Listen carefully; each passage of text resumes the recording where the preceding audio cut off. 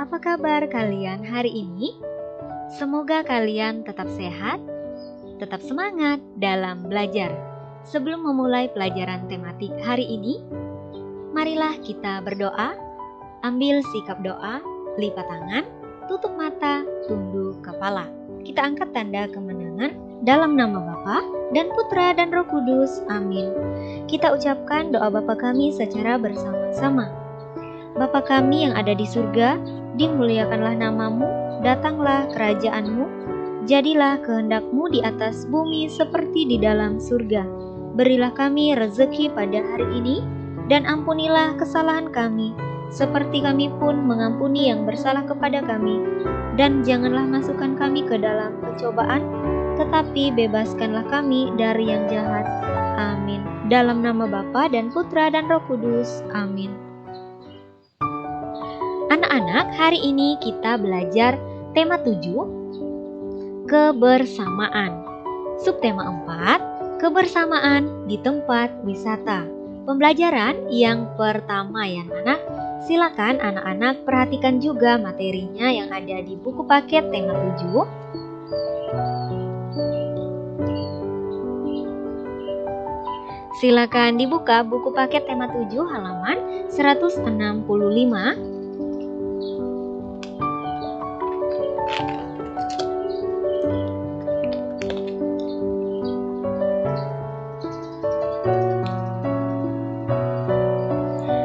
Sampai dengan halaman 174. Kemudian silakan anak-anak perhatikan juga materinya yang ada di buku LKS tema 7. Silakan dibuka buku LKS tema 7 halaman 87.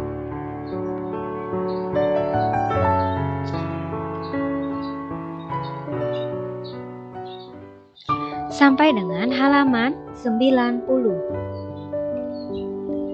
Anak-anak, tujuan pembelajaran kita hari ini ada 2. Yang pertama, siswa dapat menyebutkan 2 contoh tempat wisata yang terdapat di sekitar tempat tinggal dengan benar. Kemudian tujuan pembelajaran yang kedua, siswa dapat menyebutkan 5 contoh alat dan bahan yang digunakan untuk membuat kreasi dari tanah liat dengan benar. Anak-anak, berikut ini silakan anak-anak perhatikan gambar Siti dan teman-temannya. Apa yang sedang mereka lakukan? Ya, mereka sedang berkunjung ke kebun binatang Nusantara. Anak-anak, berikut ini ada teks bacaan. Mari kita membaca teks bacaan ini secara bersama-sama. Berkunjung ke kebun binatang. Seluruh daerah di Indonesia memiliki tempat wisata. Minggu ini, Siti dan teman-teman akan mengenal tempat wisata. Salah satu tempat wisata yang menarik adalah kebun binatang. Di kebun binatang, siswa dapat melihat lebih dekat binatang yang mereka sukai. Nah, anak-anak, siapa di antara kalian yang pernah pergi ke kebun binatang? Ya, tentunya di sini ya anak-anak, kita mempunyai kebun binatang, misalnya kebun binatang yang ada di Singkawang, Singazo. Nah, di sana terdapat berbagai jenis hewan dan binatang yang dipelihara di kebun binatang tersebut.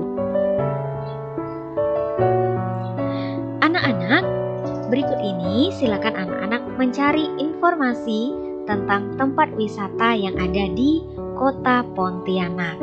Misalnya, tempat wisata yang ada di Kota Pontianak ada museum, kemudian ada Taman Digulis, ada Tugu Katulistiwa, ada waterfront ya anak-anak, kemudian ada Taman Catur dan lain sebagainya. Anak-anak, apakah kalian pernah mendengar tentang kota Surabaya? Ya, kota Surabaya dilambangkan dengan patung hiu dan buaya. Nah, anak-anak, berikut ini silakan anak-anak perhatikan gambar patung kota Surabaya. Nah, ada dongeng tentang asal-usul kota Surabaya. Mari anak-anak, berikut ini silakan anak-anak membaca dongeng tentang asal-usul kota Surabaya.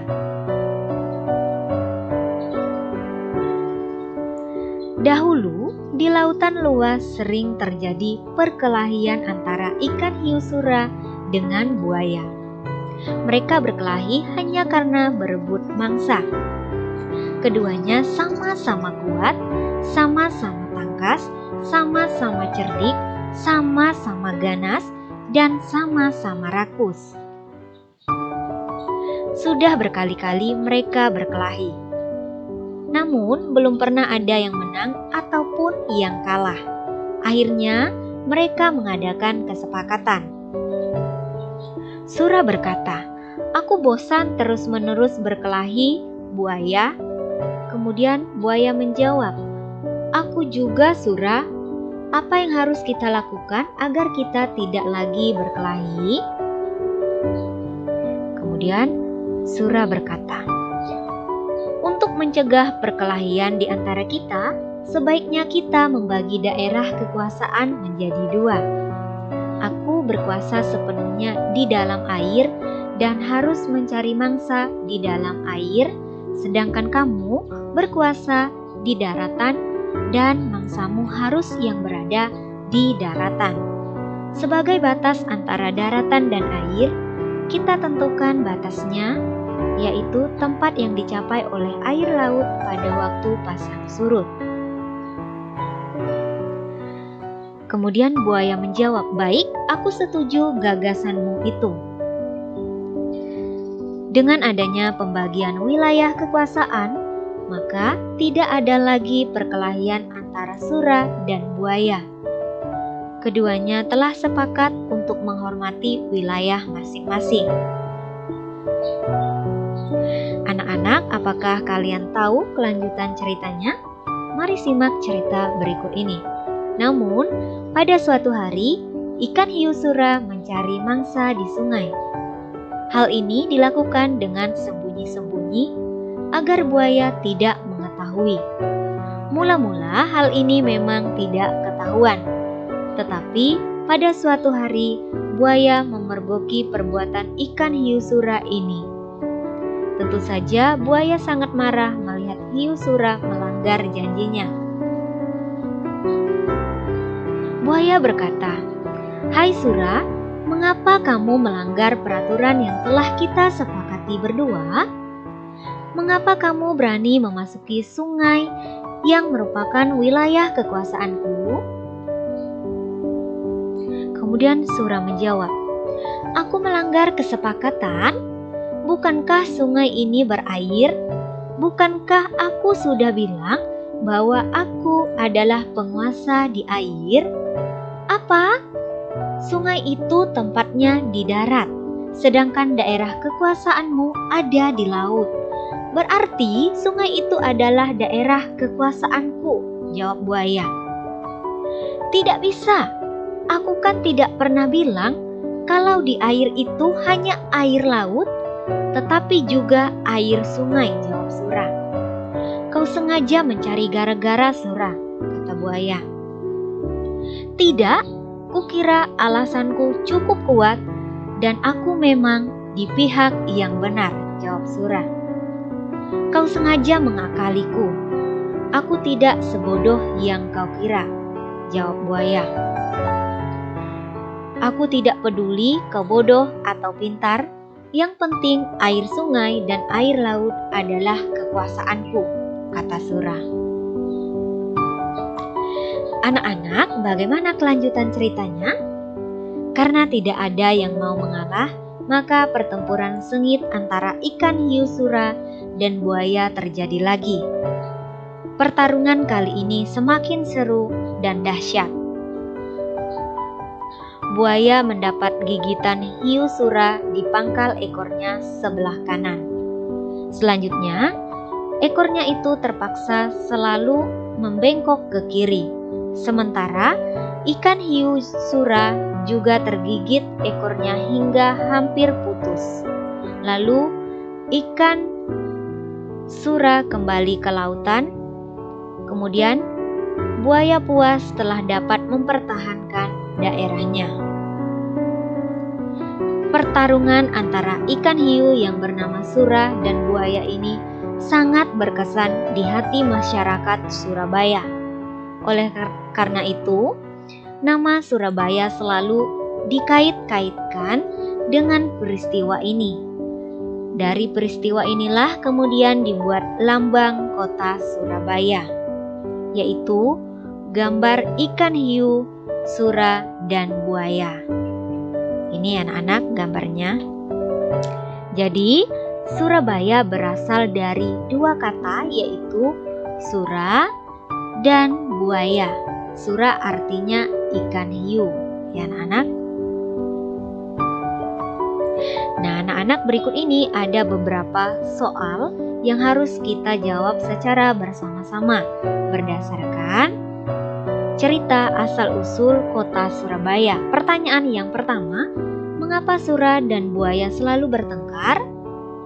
Mengapa anak-anak? Iya, karena berebut wilayah kekuasaan dan berebut mangsa. Kemudian pertanyaan yang kedua, bagaimana cara mereka menyelesaikan perselisihan mereka? Nah, bagaimana anak-anak caranya? Ya, mereka membagi wilayah kekuasaan menjadi dua bagian sama besar. Wilayah laut sura, sedangkan wilayah darat bagian buaya, ya anak-anak. Kemudian pertanyaan berikutnya, mengapa buaya sangat marah kepada sura setelah perjanjian mereka?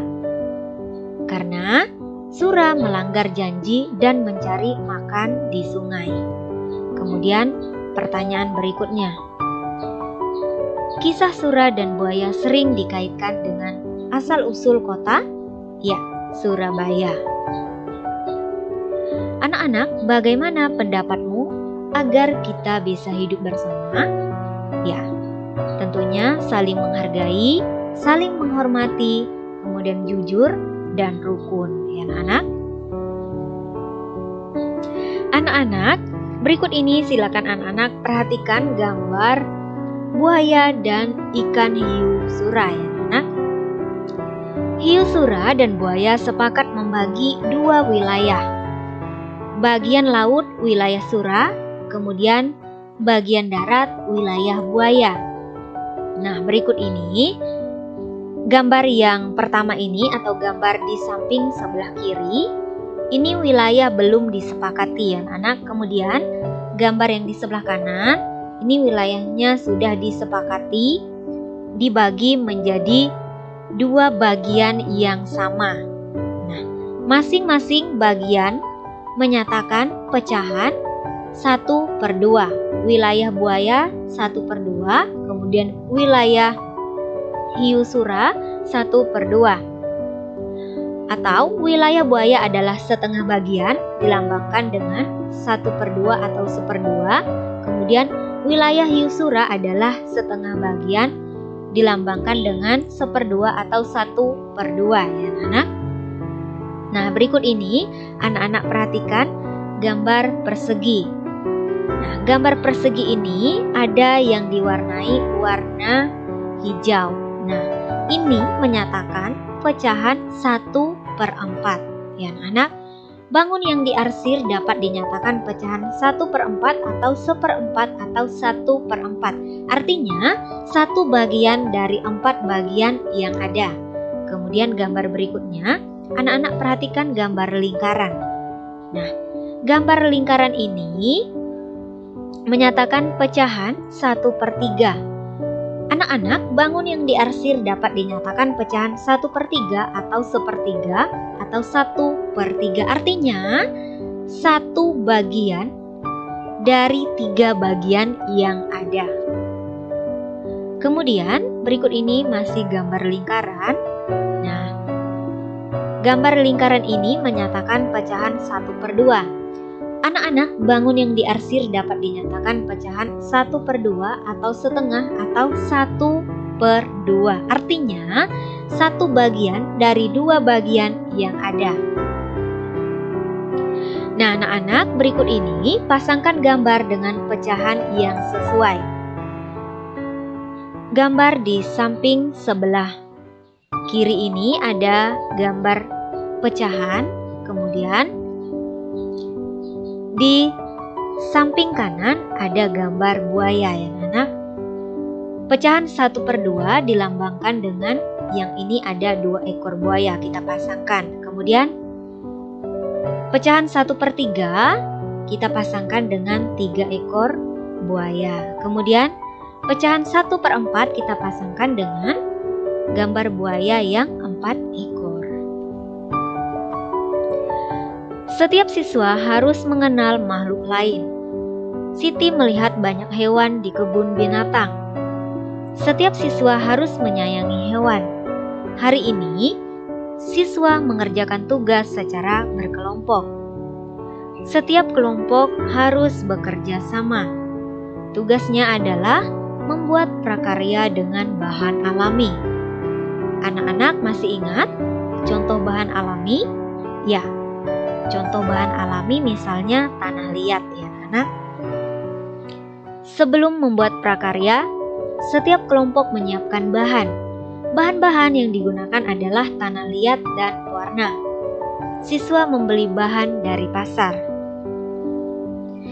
Berikut ini anak-anak perhatikan alat dan bahan yang digunakan.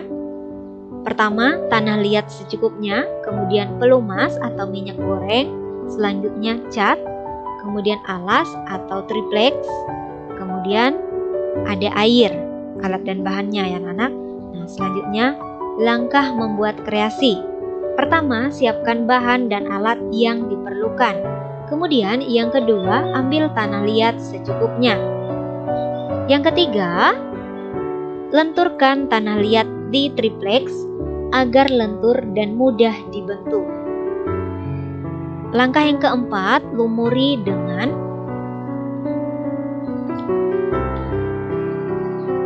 minyak goreng supaya tidak lengket. Nah, selanjutnya langkah yang kelima, bentuk bagian-bagian buaya seperti gambar 1 sampai dengan gambar 7. Nah, anak-anak perhatikan gambar 1, gambar 2, gambar 3, gambar 4, gambar 5, gambar 6, dan gambar 7. Nah, selanjutnya langkah yang keenam, rapikan dengan tangan dan lumasi minyak goreng agar tidak lengket. Kemudian, langkah yang ketujuh, jemur selama 1-2 hari supaya tidak pecah-pecah. Nah, supaya kreasi tersebut kering ya anak-anak. Kemudian, langkah yang ke-8, amplas permukaannya supaya halus. Dan langkah yang ke-9, kita cat sesuai keinginan dan dikeringkan kembali ya anak. Nah, seperti ini langkah dalam membuat kreasi dari bahan alami yaitu tanah liat.